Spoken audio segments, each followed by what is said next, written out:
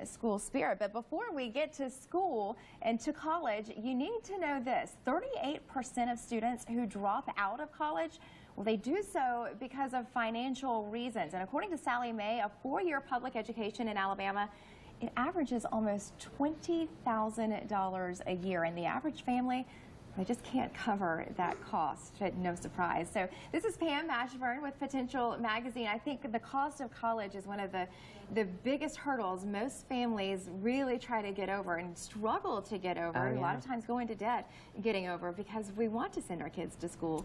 We're just not prepared. No, I know. And it's hard to be prepared because when we went to school, well, I went to school a lot longer ago than you did, but it was a lot cheaper then. The costs have grown so significantly, much more than, you know, our income, and even healthcare has not gotten as expensive as college has. Right. But it is an experience, and it is a great way to earn more. It is an investment, you know, in our kids. It is.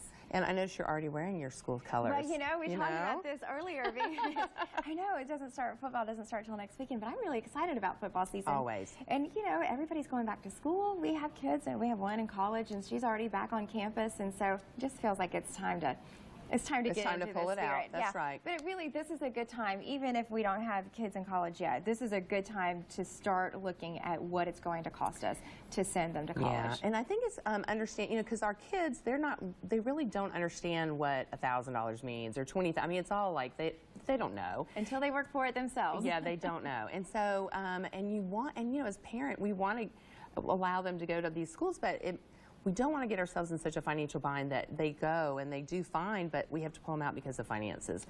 So what we did, an article in Potential for the latest issue, is called How to Find the Money, you know, and really understanding what the true cost of college is. Yeah. So there's a couple of tools that are out there that I know some of my friends have looked at, and we've evaluated it, and there's two of them. One is a kind of a federal one. It's called FAFSA Forecaster.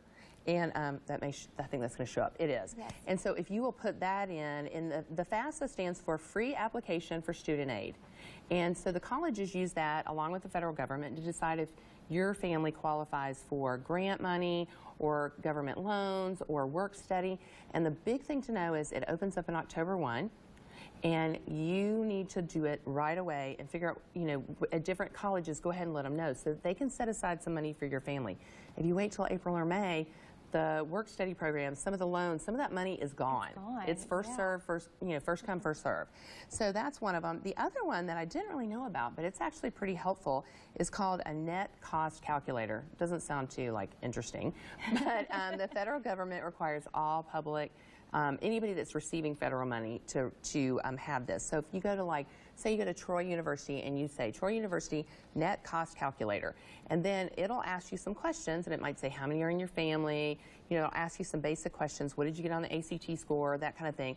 So they're figuring out kind of what you might make scholarship wise and maybe what you might qualify financial aid wise, and then they'll say based on our tuition, cost of books, and so on, this is what we think you're going to pay. And I just had one go to Troy University, and it was pretty much spot on. Wow. And I have one at Auburn University right now, and it was very, very close. So I really think this is a good way for you to understand what it might cost. I think those are such important resources because you said it so many times. We just don't really quite understand everything that goes into the cost of college. It's so much more than tuition and books. It is. and they do put in things like personal transportation and some other things that you might not have thought about. So it's kind of shocking also, but it is there. And so I wanted to just give some people some tips, like don't be thrown off that it's, you know, this amount of money per year, because there are ways for you to do it. And right now, while you've got juniors and seniors, study for the ACT. That is your golden ticket to getting money. That's my last question, is yes. How early is too early to start looking for financial aid? Yeah, or so, well, they need to be, so here's what I say. In your 10th grade year, you're taking the ACT. Your 11th grade year, you're taking the ACT, and you're studying for the ACT. Your senior year, you are figuring out what you want to do with your life, and you are setting up a little part-time job at your house applying for every scholarship there is. And you can find scholarships on potentialmagazine.com. We have our scholarship guide that comes out once a year. It's online, even if you don't want to wait until January when that issue comes out. We also have a college organizer online that'll help you keep it organized and together. But It's a numbers game. The more you apply for it, the more you're going to get. Excellent. Good resources, good information. Thank you, Pam.